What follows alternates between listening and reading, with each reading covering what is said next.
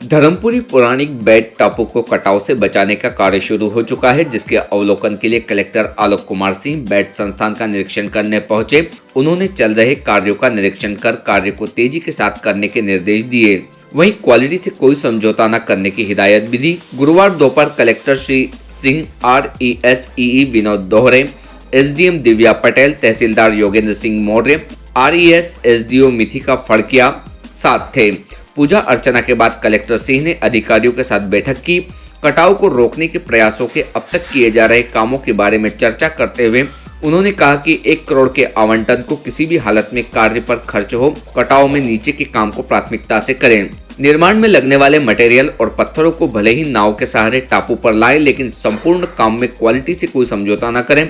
पत्थरों को बांधने वाली जाली गैल्वेनाइज्ड कोटेड लगाने के निर्देश दिए हैं, जो पानी में कभी खराब न हो। नगर के पौराणिक स्थलों पर चर्चा करते हुए उन्होंने बावड़ी चौराहे स्थित पौराणिक बावड़ी को साफ करवाने के निर्देश दिए। वहीं प्रेस क्लब अध्यक्ष कैलाश दवाने द्वारा रानी रूपमती दीप स्तंभ की जर्जर हालत के बारे में ध्यान आकर्षित करवाया गया, जिस पर कलेक्टर महोदय ने संज्ञान लेते हुए एस्टीमेट बनवाने के निर्देश दिए। मीडिया से बातचीत के दौरान कलेक्टर श्री सिंह ने बताया कि जिले के सभी शालाओं को दुरुस्त करने का अभियान शुरू कर दिया है, जिसमें प्राथमिकता पर 122 स्कूलों को गोद लिया गया है, जिसमें बाउंड्री वाल, कंप्यूटर, फर्नीचर आदि का कार्य शुरू कर दिया गया है। इसी के साथ ओंकारेश्वर नहर परियोजना के 3rd फेज के नहरों के रखरखाव के लिए मनरेगा से राशि स्वीकृत करवाकर इसे तैयार करवाना जाएगा, जिससे कि लहरों में अंतिम किसान तक सिंचाई का पर्याप्त पानी पहुंच सके। कलेक्टर ने SDM और तहसीलदार को 25 एकड़ शासकीय भूमि तलाशने के निर्देश दिए। उन्होंने बताया कि केले के छिलके और तने आदि से CNG बनाने के प्लांट लगाने वाली हरियाणा की एक कंपनी से बातचीत हुई है, जिसके लिए धर्मपुरी क्षेत्र को चुना है। भारतीय न्यूज के लिए सैयद जफर अली की रिपोर्ट।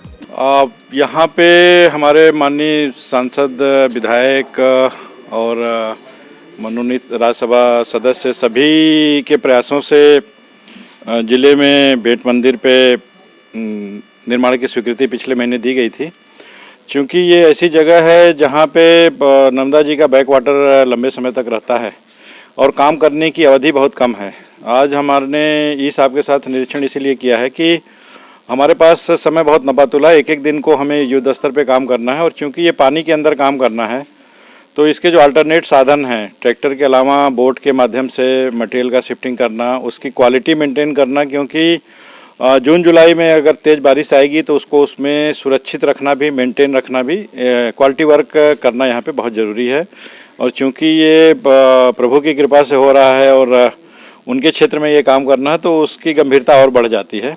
उसी के देखते हुए आज इसका निरीक्षण किया गया है और हमारी कोशिश रहेगी कि जो मेजर वर्क है, जो पानी के अंदर होना है, जैसे ही पानी थोड़ा उतरता है तो मई तक हम उन कामों को कर लें। फिर टापू का जो डेवलपमेंट है, जो परिक्रमा पथ बनना है, यहाँ पे अच्छे प्लांट्स लगने हैं, इसके अलावा लोगों को बेहतर सुविधाएं देने के लिए जो कार्य करना है वो हम ऑल सीजन कर सकते हैं। तो उसकी हम एक सेकेंड राउंड की प्लानिंग करेंगे।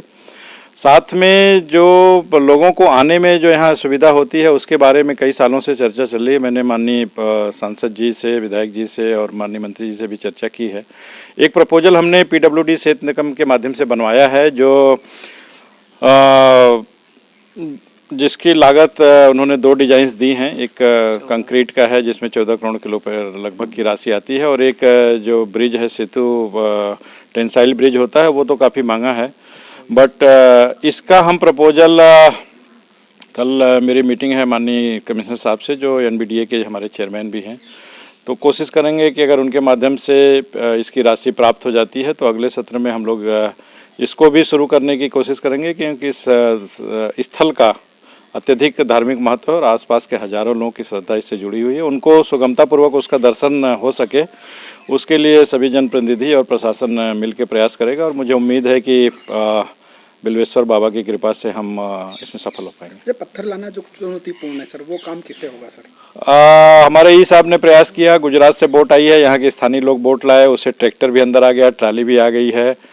आज हम लोगों ने ये विचार किया कि यहाँ के जो मछुआ समाज के लोग हैं, भोई समाज के लोग हैं, जो इसके एक्सपर्ट हैं, उनकी छोटी छोटी नावों के माध्यम से हम लोग शिफ्ट करके लाएंगे। गैबियन जाली जो बनेगी वो भी क्वालिटी ऐसी होनी चाहिए कि पानी के अंदर वो नुकसान ना हो और लंबे समय तक टिकी रहे।